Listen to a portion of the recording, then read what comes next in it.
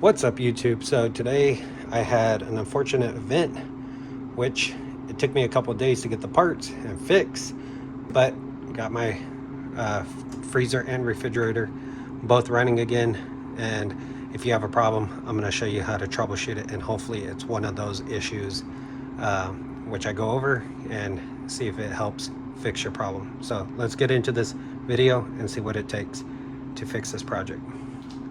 Okay, so the way this works is you have the compressor, right? And it has two lines. It has a low pressure cold vapor line, which is considered your suction line. And then you have a hot discharge line, which is high pressure. So the hot high pressure discharge line will go directly into your condenser back there. So it's that piece right there. So it's going to be the copper tubing like this. It's actually on this side. It's going to go that way. It's going to be real hot, and it's going to have a high pressure. So then that hot high pressure liquid will go into your expansion valve, which will then turn it into a cold liquid.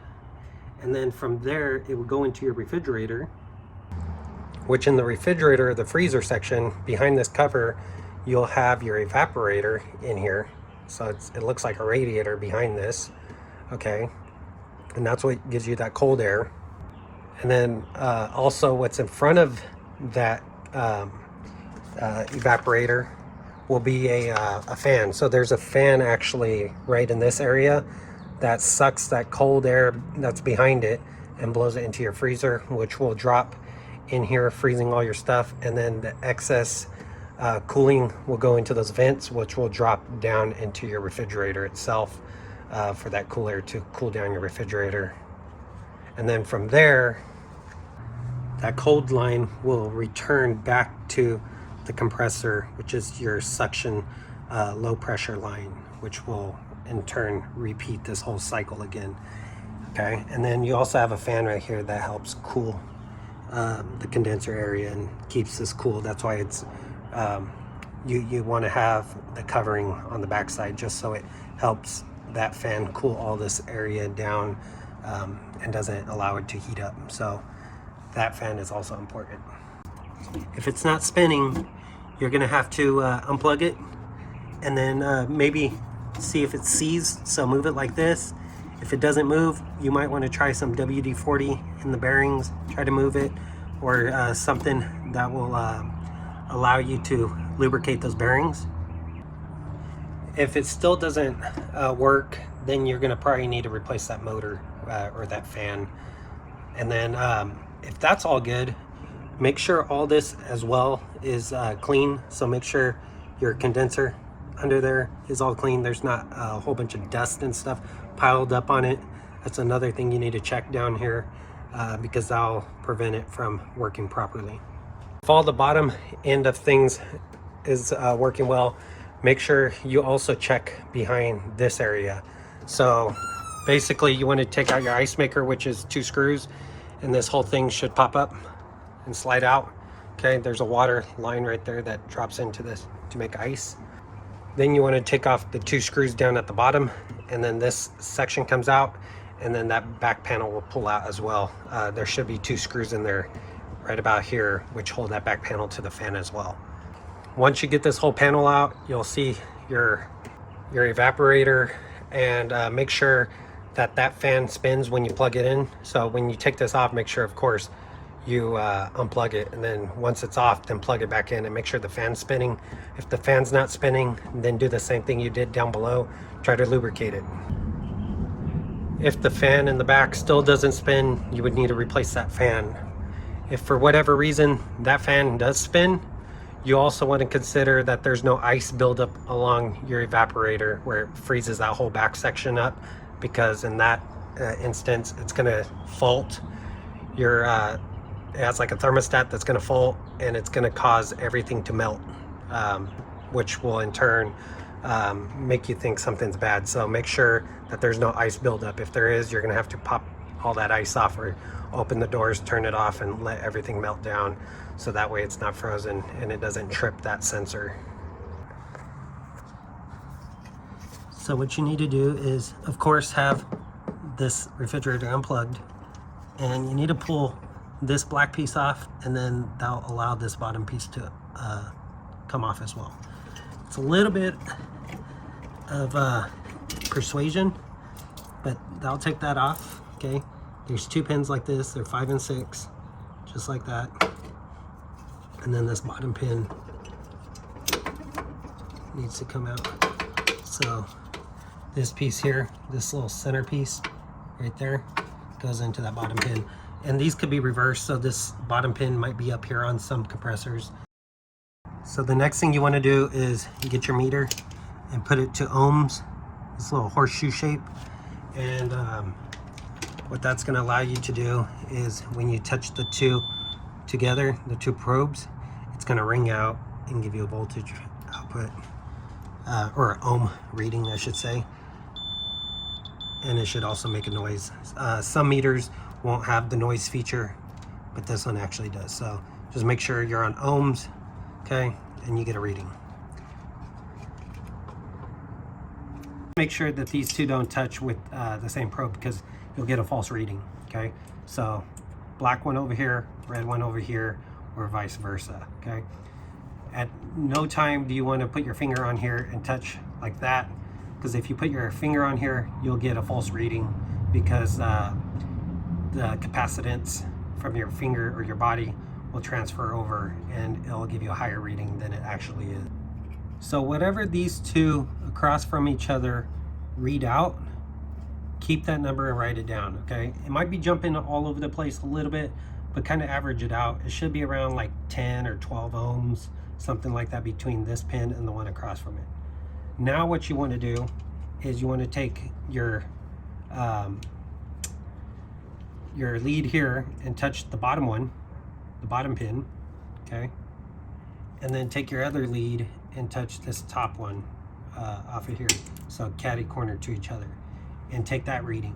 So that reading should be about 6 or 7 ohms, something like that.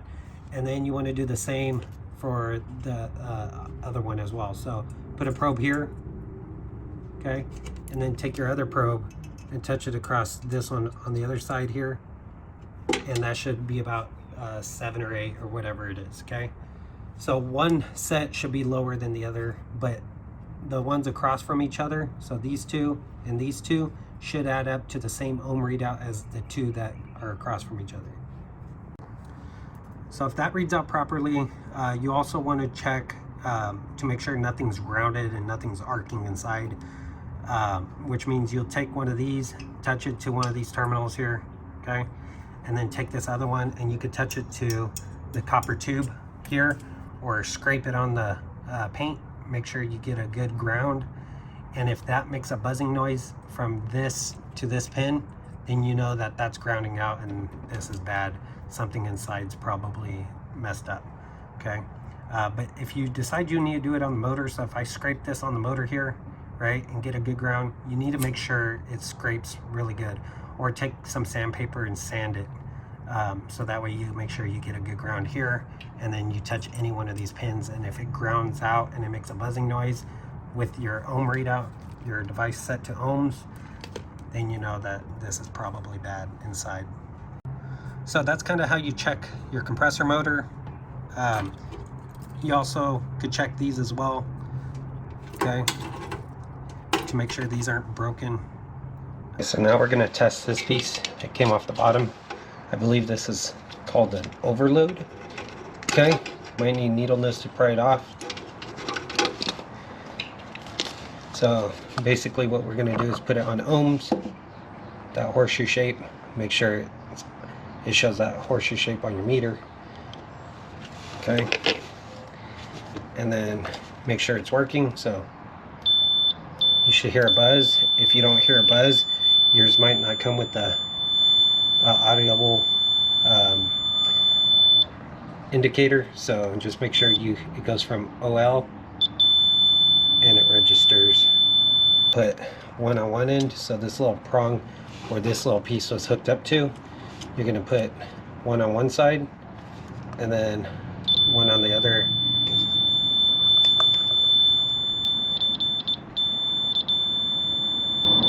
So this is fine. And then you reinstall it. So that just slides back on like such. Okay, so this is a PTC relay. It makes connection, and that's what trips your motor to turn on. So that's basically what this is. There's videos out there that describe this, but it's called a PTC relay, and it's bolts on or slides onto there. So you got to make sure this is good as well. So since I found out that the internals of this were broken by basically using my needle nose, squeezing here, and taking this part in half, it was broken inside. What I ended up doing was putting the orange wire and white wire and pushing those terminals directly on the prongs. If you're not an electrician or you have fear of getting shocked, I don't recommend this. But from there, I basically took my little jumper wire and jumpered those two together, because you need to make sure it goes into the compressor, and then this piece here acts as a relay which makes connection between them both. And that's what I did with my wires. I held it on there, waited a couple of minutes, and then the compressor kicked on. That's how I knew that this was the issue. So since you're dealing with 110 or 125 volts, whatever it depletes down to at your house, you might get a little spark here. So when you connect these two together like that and hold it there, keep in mind you might get an arc. So don't freak out, because if you do touch that when it's plugged in, you will get shocked. So I highly recommend, I highly recommend you take this apart if you think it's this piece that's bad, because you'll see inside that it's all broken. But if you're still not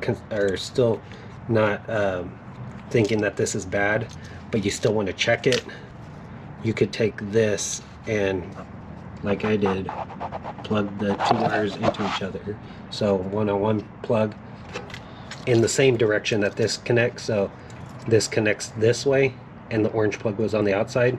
So I basically put the orange plug on the outside terminal there, the white plug on the outside terminal there, took my jumper wire, connected the two like that. Make sure that you don't jump if it does spark, because you don't want to shock yourself. So just go like that. Once you go like that,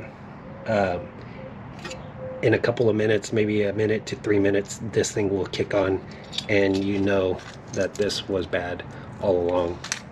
But like I said, take it apart and inspect it first, just so you don't have to deal with that possibility of getting shocked. You also, I just happen to have this piece already stripped, but if you wanted to, you could just strip a long solid piece of copper.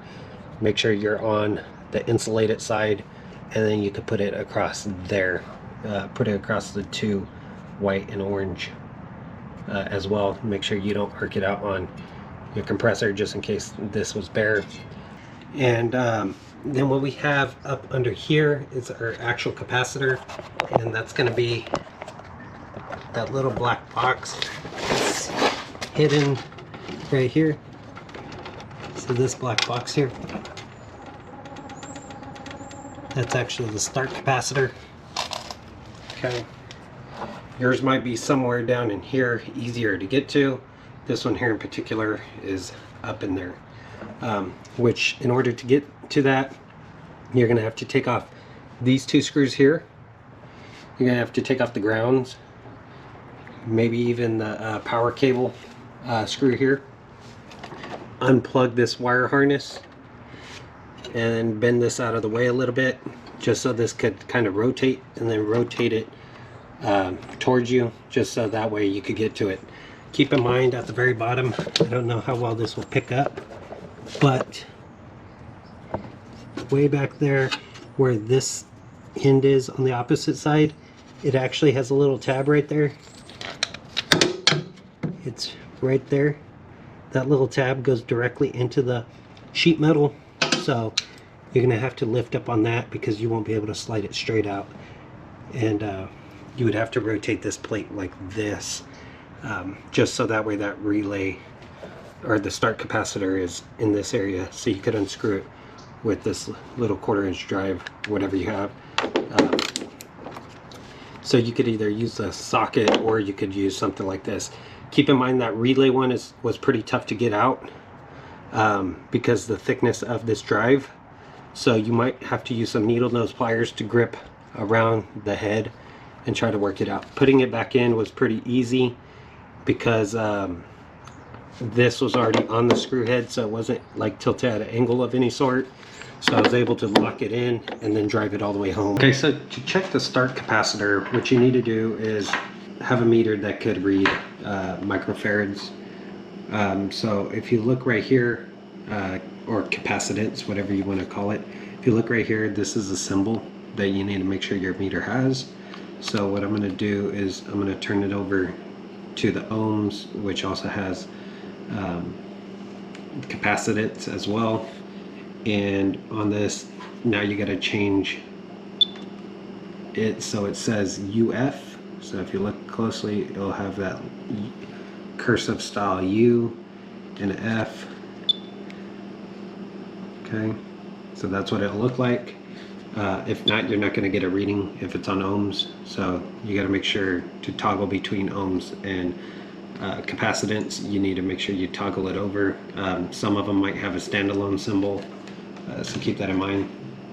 Now what you need to do is basically on here you're going to see what it's actually calling out for the microfarads. So this one is 15 UF. I don't know how well that's going to focus, but right here I'll say 15 UF. Okay, and then when you run the test here, you just basically go across the two prongs here. It'll give you a reading. So this one says 15.5, so we know this is still a good start capacitor, so this isn't a problem. So now that your diagnosis is already taken care of and you realize that you need to add refrigerant, you need to figure out what type of refrigerant, whether it's R22 or R134A, whatever it may be, you need to buy the proper setup for that. This one here in particular is the R134A setup. So you have your gauge, okay? So green, blue, dark blue. This is like caution, and then this is overcharged, okay? So this is basically telling you where you need your refrigerant charged to. So you need to stay in this area when it's running. If it's down to the green, it's probably too low, and that's why you're not cooling. Okay, if it's to the yellow, you're probably gonna have your compressor work hard, and if it's in the red, it definitely won't work properly. So you probably want it in the blue to, while it's running. So depending on the refrigerant can that you get, I recommend getting a setup like this where it comes with two piercing valves here. So the old school cans or the older style cans usually have a top cap where this would screw onto, and it would be flat across, and when you thread this into the can, it'll poke a hole in it with that little piercing tip. The only issue with those types of cans is once you're done and you cap this off, you can't unscrew this from that can, or else all your refrigerant will leak out. I recommend getting this plunger style can if you can. So basically you would screw this into here, right? And then that will convert it into the plunger style where this would puncture or push in. And then if you unscrewed it, it'll basically seal the can on its own. The next thing you have is this piece, which will connect directly to your refrigerator low pressure side. And there's a little O-ring with the piercing. And then there's these little sizer disc or plates in there. So this right here is your suction line. So this is the cold vapor low pressure line, okay? This comes out from the refrigerator on top, or the freezer, and then it comes down right here, right? And then it goes directly into this compressor here, okay, this line here. Now the other copper wire that's over there, this one back here, goes into the compressor right in this area, and it drops down into the condenser that's down in that corner. It's kind of hard to see. Way down there, that little black vented area, which is all this area over here as well. So that's the hot, high pressure side, okay? So the first thing you probably want to do before putting anything together is take some alcohol and a wipe and clean this area off really good. So get all the crud off of the area that you're going to put your line tap in. If it's super bad, you might want to take some emery cloth or Scotch-Brite pad and then like wipe it off if there's like a lot of gunk on it. So you could also do that, or you could try to just use the alcohol like I'm doing to clean the area. You just don't want any contaminant, debris, or anything. Now I'm going to check each one of these little things and see which one I could use that fits on it perfect. So this one goes around it good, but there's a gap at the top because it's too small. It doesn't sit on that tube nicely. So I'll go to the bigger one. And this one fits around it perfect. So if you look here, there's like no gap on top, on the top side of it. And then if I use the smaller one, you'll see that there's that gap around the very top up there. What I'm gonna do is I'm gonna put this piece right in here, like this. Okay. And then I'm gonna take this piece, making sure my little point is all the way retracted. Okay, like that. Set this on the back side and then orient this so I could get to it. So either something like this, or I can't go this way because my fill line would hit into the compressor. So I'm gonna have to make it go this way, and then now it's a matter of orientation, how I want this to be. Okay, so this is what it should look like. So 1, 2, 3 screws to clamp this whole thing together, and my fill line, my piercing valve, it's at a 45-degree angle so I can reach both easily. So to check if you have any leaks, you could just take some soapy water and spray it on here, or anything that will bubble. And basically, once you put it on there, if there's any leaks around these joints, you'll see it bubbling. Keep in mind that even after you close this off, even though there's an O-ring in here, this area will build up some Freon because it wicks through the threads on the screw. So even though it has an O-ring on the end of that screw, some of the Freon kind of wicks up into this valve here and builds up pressure here. Make sure your end cap does have an O-ring on it because that'll keep it from, you know, coming out. And the way I know this is because after 24 hours of sitting, I undid this and a little bit shot out. It just went psh, and that was it. It was just whatever built up in there. It's a super slow leak, but you know, over time it's going to just build up in here. So that's why you'll hear a purge.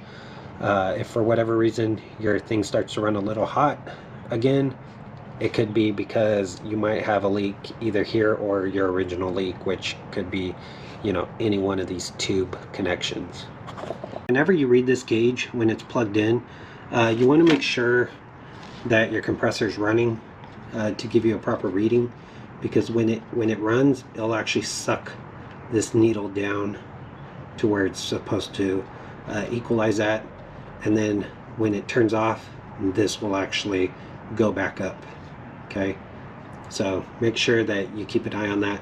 Also on this gauge here, you have it actually has it labeled, so like in the blue, so that blue readout is the R134, so that those blue numbers, and then the R12 and R22, it's kind of hard to see, but right there is those red numbers. Okay, so the gauge will show you what readings it could give you.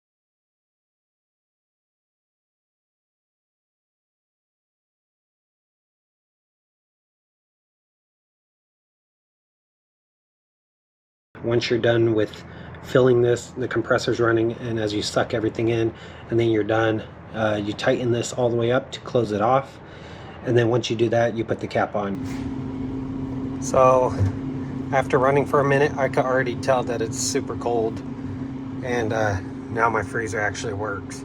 It doesn't blow cool air, it's actually blowing cold air, so I'm happy about that. So that works. And then once this gets super cold, it's gonna cycle down to the bottom. I don't want it to freeze, so I'll put it on 7. I'll leave the refrigerator super cold, just because the last problem I had with this, it didn't work because the vents, as you can see, the light coming from them on each side, because this is the only area with the light. There was some foam pieces that fell, and I just heard my compressor click over, so it kicked back on, just like a car or a vehicle AC unit. So before you put anything in, make sure you let it cool for over maybe an hour or so, just to make sure nothing else happens to it. So that's going to complete today's video. If you like this video, give it a thumbs up. It's greatly appreciated. If you want to see content like this and other content I'll be posting in the near future, consider subscribing. Until next time, I'll see y'all in the next one. Thanks for watching.